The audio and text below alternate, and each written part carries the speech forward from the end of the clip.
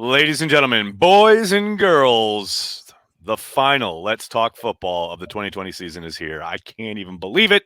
I thought we were going to have 2 weeks to talk about a Super Bowl matchup. Andy Herman's here, talking me off the ledge. And not that the ledge is very prominent because, as Andy and I were just talking prior to coming live here, I'm kind of numb to it, Andy, at this point. Breakdowns, letdowns in an NFC Championship game, it's old hat. Been there, done that.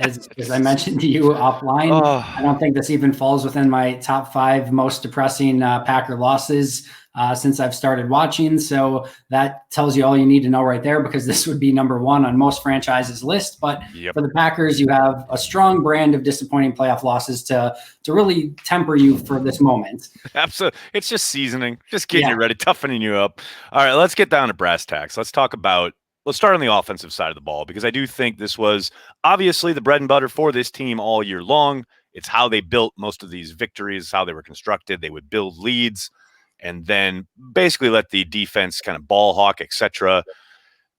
Obviously, that game script never came into play in this one. Right from the opening drive, the Bucs take the lead, which, fine. When they take the lead, I'm like, okay, kind of expected that, but they're going to get the ball back at half. I read your kind of synopsis piece, and I'm with you. I think that sequence where now, a lot of people are putting on the defense and that play by Kevin King, and I understand that is the swing of the game. There is no doubt, but I find very few people talking about the sequence coming out of Rodgers and the offense getting the ball at the start of that 2-minute drill. What did you see there? What did you think about the approach that LaFleur and Rodgers took trying to drive to get a score before half and double up themselves?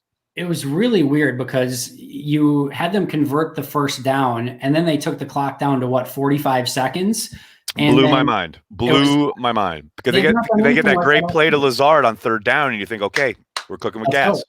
Yeah, and the only thing I can think of is they were simply playing field goal there, and they wanted to ensure that Brady can't get the ball back, and they want to make sure that they still have an opportunity for a field goal. But that level of they didn't press it at all, and we haven't seen that. Yeah, exactly. We haven't seen that all season, so that was really surprising. Just that it took so long, and then they get up there, and the very first play is the sack, and then it's like, okay, well now this is dead in the water. Just play for the second half, and then you come back and you compound it with an interception on the very next play, and then of course you really defensively get off on 3 plays, and then they decide to bring the offense back on. They convert a 4th down conversion, their only 4th down attempt of the game, and then of course the Kevin King play. You get the ball back in the second half, and then the fumble, and really going back to just talking about the offense, the drive to start the second half. Yes, the fumble was egregious.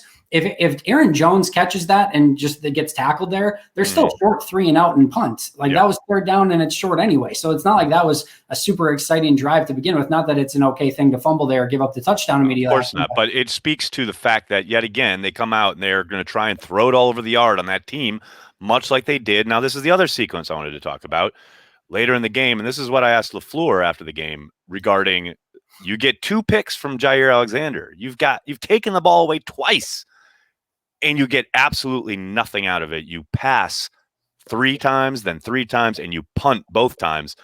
I couldn't believe what I was seeing. This was a team that ran the ball pretty damn well all year long. They ran it well last week, and I understand Tampa has a good front. Of course they do. There's no that's the reason they're in the NFC Championship game. Yep. But to completely abandon it at that point was just mind-blowing to me. I agree, and it's disappointing that they weren't able to stick with their game plan. You could tell that they wanted to gain a foothold in that game at some point. Like the fact that they were never leading in that game, you could tell was just irking them, eating away at them. Right? They wanted to get back in the game, even or ahead, and then run their offense. They were. It was like in poker when someone's playing off tilt. They played off tilt the entire game. Or on tilt, whatever it is. I haven't played poker in a while, but they were playing the entire game where they wanted to get back. I think a low key, and I'd be interested in your thoughts on this as well. A low key moment in this game that doesn't get talked about enough. They just scored the touchdown to Allen Lazard, 7-7 in the game, and then the defense holds 2 downs, and it's another 3rd and 9 situation, a 3rd and long, and it's Darnell Savage with the Chris Godwin Savage play in the Godwin, yeah. And if they get off the field on that play, now Green Bay takes over 7-7. They have the ball and they have an opportunity to gain a foothold and they have a chance to get the game script on their terms, the way that they have been successful for a month plus. I totally agree. That is a killer. And of course, compounding it then is the very next play, having Fournette bounce outside and run for a touchdown, which, I mean, it's hard to watch, but that the fact that they're even in that position, I'm with you. That's a play Savage makes more often than not. Although I will say, harken back to that play against the Bears where he got beat deep, where they had him single high. Yeah. I find it interesting in this game how much Will Redmond was a single safety deep. That kind of blew my mind. I mean, I understand that you're mixing it up. You want to use Savage near the line of scrimmage, somewhat. He certainly has flashed there throughout the season. But the amount of time that they must have seen something on tape. I don't know. I got to go back and look at all the cut-ups of on the defensive snaps. But Redmond was back there a lot. And I don't recall, even down this stretch here where they've played much better in the secondary, even a few times when maybe Savage has been beat, etc. I don't remember Will Redmond being in that position that often. He had some when they started to move Amos a little bit more to that, kind of that hybrid safety linebacker role when Raven Green went out, and then moved, Savage kind of into that robber role. We saw a little bit more of it, but certainly I don't think to the extent that we saw it. To be fair, and I'll have to go back and look at this, and I know you kind of rewatched it on the All 22 already. I don't think anything off the top of my head that I can remember that Redmond had any egregious errs, but there's the dropped interception. That one. Oh, by the way. But I get people were going to kill him for it. Of course they are, but that's not the reason they lost. Yes, would have been great if they steal a possession there, no question about it. But they stole 2 possessions in a row in the second half and couldn't do anything with it. So it's hard for me to kill the guy on that. Agreed. What did you? This is funny because I was talking to a buddy last night, texting buddy back home, and one of those things where we kind of pick each other's brains throughout the season. Very, very, very loose, kind of whatever. And he said, my one worry, my mantra, I don't worry about the Packers. I only worry about my children. But, so he says, my one worry was Billy Turner. After Bakhtiari goes down, we saw even in that Chicago game, his first start, he got beat on some really quick inside moves. Rodgers just did a great job of getting the ball out. Yep. That didn't happen this game.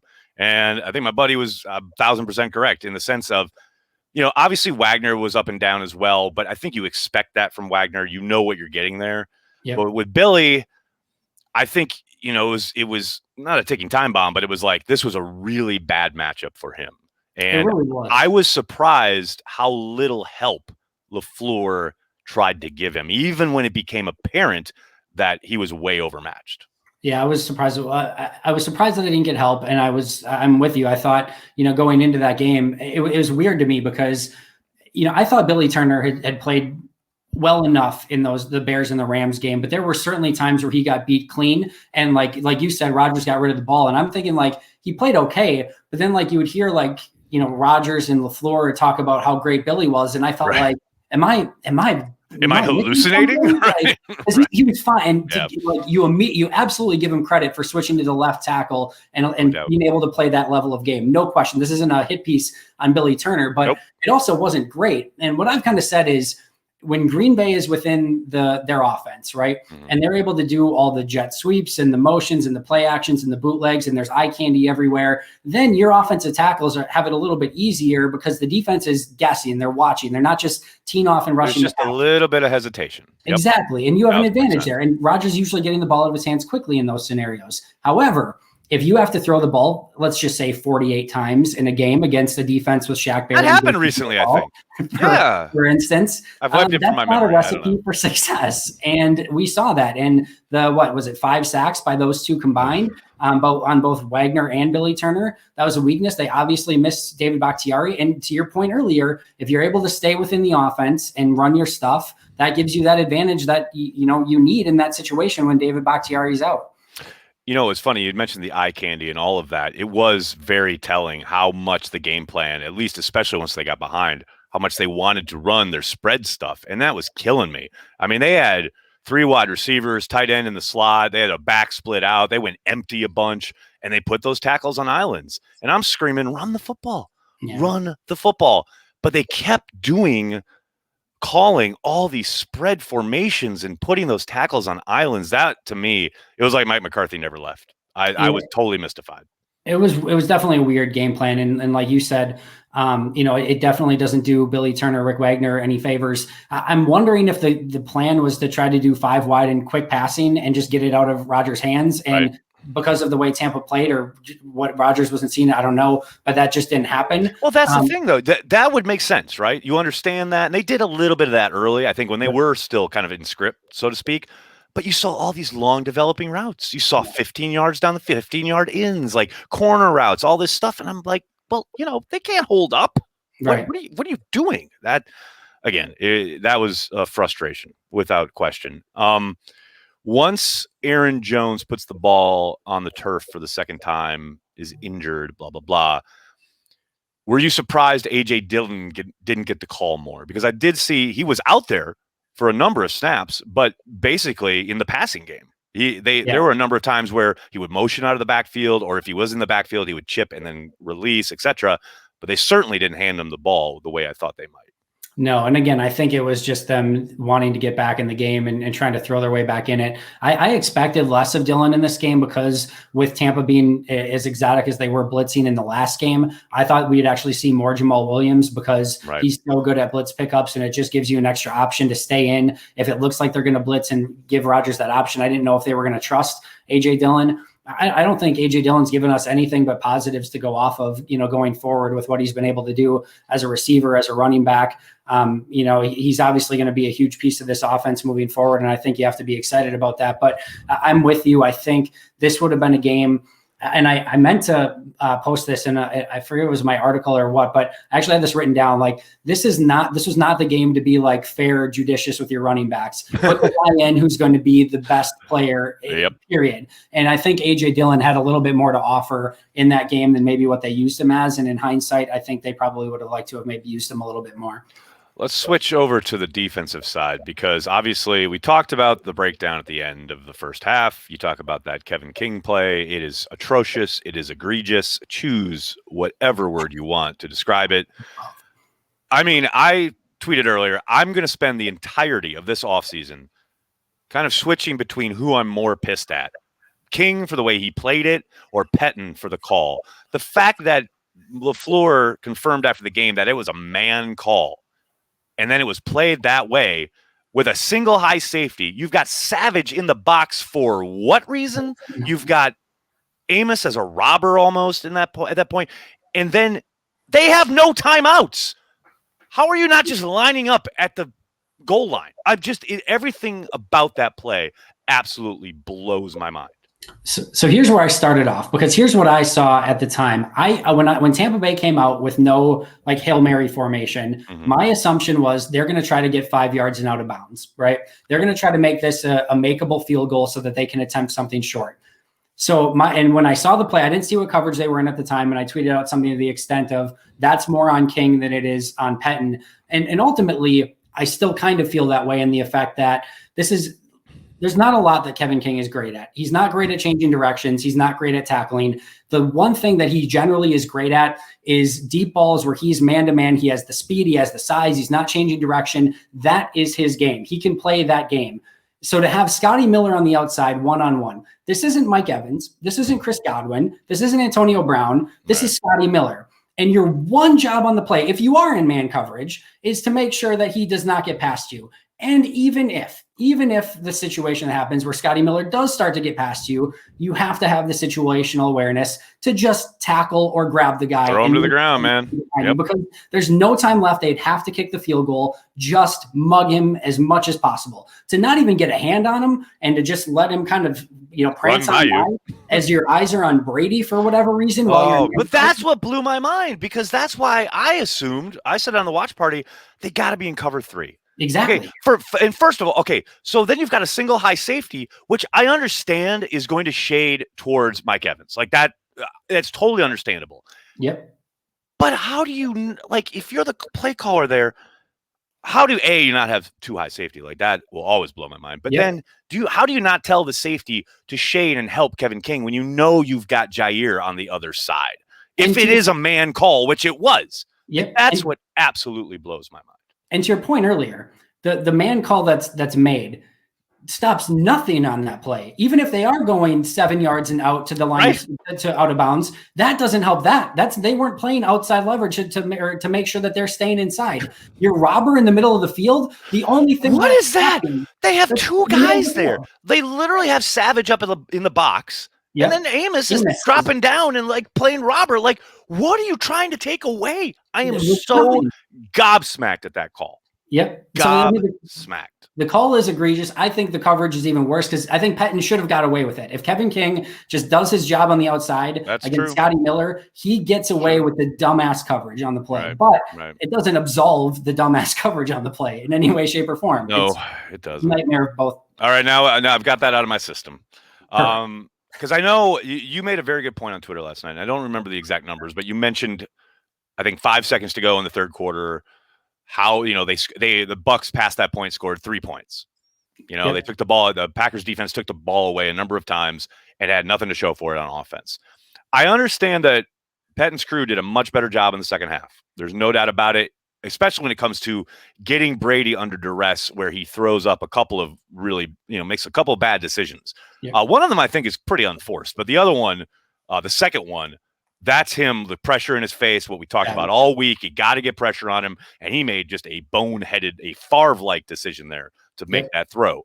But then you turn around, and that's all great, but then you turn around, and man, it's so blindingly obvious early on that Sullivan's going to be the whipping boy, right? At what point do you make the adjustment, or do you make an adjustment? And also, why did you sign Tremont? Why'd you sign Tremont? If you're just going to let Sullivan go out there and get beat play after play after play, third down after third down, what was he just there for morale? Was he there as a mascot in case you made the Super Bowl? Yeah. I'm just confused. I don't know if it was, obviously just for depth, or B, if, maybe they had a bigger plan for him if they got to a Super Bowl, playing a team like the Chiefs, where you're going to have to maybe have some 6, maybe 7 defensive backs or something like that. So I understand. I don't think it's bad to add good players regardless, but I understand that, when Kevin King and Chandon Sullivan aren't playing great and you don't necessarily make an adjustment. That being said, you would have liked to, you probably make the adjustment in the second half, and in the second half, for the most part, the defense played well. So those are obviously very difficult decisions to make. I forgot what your first part of your question was. It's not a question, man. I'm just bitching. You know me. Let's talk about the pressure or lack thereof, especially early. Obviously, Kenny Clark had the sack, which was just an awesome play. Although it is kind of funny if you watch it back, like he's literally getting blocked and just basically reaches out his arm. And the moment Tom just sees his arm, like, I don't even think Kenny's touched him yet, Tom just falls down. Yeah. Like, he's just, I'm out. But you look at Preston and Za'Darius, and I know this was a theme early in the season. This was certainly a theme in the first matchup with the Bucs. Not a lot. Didn't get a whole lot from the Smiths. I thought Gary had a decent game, not a great game, but a decent game in that regard. But man, the Smith brothers were awfully quiet yesterday. Yeah, and I'd have to look back. I don't know if Z played a lot over center or inside. I think he played some. Playing edge rusher against Tom Brady's a nightmare. As Ben Fennell points out, it's an offensive tackle's dream to play for Tom Brady because it's 2 or 3 seconds and out. It's never leaving the pocket. Exactly. So by the time you get anything going, the ball's out of his hands, and it's got to be just insanely frustrating. If Z played over the center and over guard more and didn't get pressures, then that's obviously more frustrating. I haven't had a chance to take a look at it that closely. But at the end of the day, you've got to figure out a way, especially on the interior, whether it's Clark or whether it's Smith or whether it's Lowry or whomever, you've got to find ways to win quickly inside. Clark had the 1 sack, like you mentioned, not a ton outside of that. They did get some plays where there was some pressure, which caused some of those interceptions, which was good as well. But it's always tough playing against Brady. But overarching, if you look back, even against the Rams in some games earlier this season, Preston nowhere near the player that he was a season ago, looked much more like the player that he was in Washington. And then Za'Darius, he had a really interesting season in the fact that he made enough splash plays throughout the course of the season where you're like, okay, Z is still there. But if you looked at him on a down by down basis, the impact that he was making, and some of the times where he's going inside and they're just running outside right around him, washed away, right? Washed away. Like there was a bunch of that as well. I think this was, a far reach from his 2019 season, which was in a not expectable, season to repeat, but they definitely were a major step down from what they were in 2019. So as we put this game to bed and we look toward the offseason, and I don't need you to speculate about the nonsense that is all over the internet. People can go anywhere for that. And we try to keep it football here. I think the big kind of expectation here when you're looking at who may stay and who may go, I think a lot of it, especially on the offensive side of the ball, is going to center around that running back position. Because you got to think Aaron Jones is gone. And as much as I hate to say it, you got to think he's gone. But you look at A.J. Dillon, and you were talking about him before, what he brings to the table. How much different do you think the offense looks with A.J. Dillon as your lead back? Now, that could be in tandem with Jamal Williams again, because I think that's a possibility. He could be back, although I doubt as well. Or it could be a supplemental player, somebody they get in the draft. Maybe they've signed a cheap free agent. Who knows? But with AJ as the lead back, do you think the offense looks markedly different? Do you think it runs through him a little bit more? Or do you think it's just insert back and keep doing what you're doing? I think it's insert back and keep doing what you're doing. I think they'll run a little bit more power with A.J. Dillon, and they'll do some of the things that play to his strengths. I think Matt LaFleur does a really good job of playing, putting his players in positions to succeed. I don't think he's going to use them in the same way that, he used in Aaron Jones. But I think for the most part, it's going to be a copy and paste and trying to do a lot of the same things. But like I said, maybe use a little bit more power type stuff. But overall, I love Aaron Jones to death. I would be devastated if his last play as a Packer was a play he got injured on and fumbled in a playoff in the NFC Championship game, because he deserves so much better than that. But running backs are tough, and you can find guys that can help you out and do some of the similar things, maybe not to the level of Aaron Jones. But, and I think a great example is, I know they didn't play great in the second half, but I don't know how much this offense changes without Aaron Jones out at times. So we'll see. I would love to have him back, and I think he's a phenomenal football player. I actually think there's not a great chance that Jamal's back. I just think he is agreed. He's what you get, or what's blocked for him, he's going to get. And sometimes not that. I love his energy. I love his enthusiasm. I think he's improved as a receiver. I think he gained a little bit more burst this year, but I just don't think he brings enough to the table to offer him any sort of concrete contract moving forward. But those are all going to be obviously some insanely difficult decisions for Brian Gutekunst. And we've got all offseason to talk about it. I will say my one note on Williams is who knows regarding how much they value those things that you were just talking about, as far as like the betterment at being a receiver, the locker room presence, etc. I don't think you overpay for that, obviously. Right. But who knows? Maybe they tell him, maybe he hits free agency and doesn't find a deal he likes, and maybe they bring him back. Could be the case. Who knows? You never know.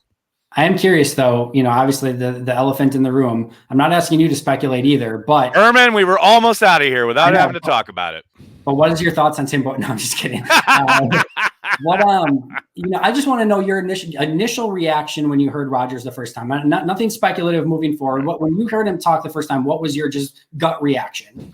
Honestly, here we go with that passive aggressive bullshit we heard after the 2014 NFC Championship game. Interesting. That was 1,000,000,000% my reaction. And look, I get he's hurting. I get he's frustrated. I get all of that. But man, he knows what he's doing. He's driving this narrative right now. I mean, he could end everything right now, every piece of speculation, with a tweet. That's fair. He knows what he's doing. Talk to me in April. If they come back and they have, the start of off-season workouts and he's not there, then we can talk. Till then, he's not going anywhere. Come on now. I agree. He's not going anywhere. It'll be interesting to see how it plays out. But yeah, my gut reaction just as soon I honestly didn't think anything of it, and then it blew up, and then it blew up on the internet. You know what? We don't have to worry about that. You know why? Because we talk football here. Because that's what we do. It's let's talk football. Andy, I can't thank you enough for joining me day after the game each and every week this season. This has been a ton of fun, man. Absolutely. Whatever you're up to in the off season, if you want to hop on YouTube anytime. Oh, we're doing it, man. We're not going to stop. Trust me. The content beast needs to be fed, and we will feed that beast. Andy, thank you so much, buddy. You bet.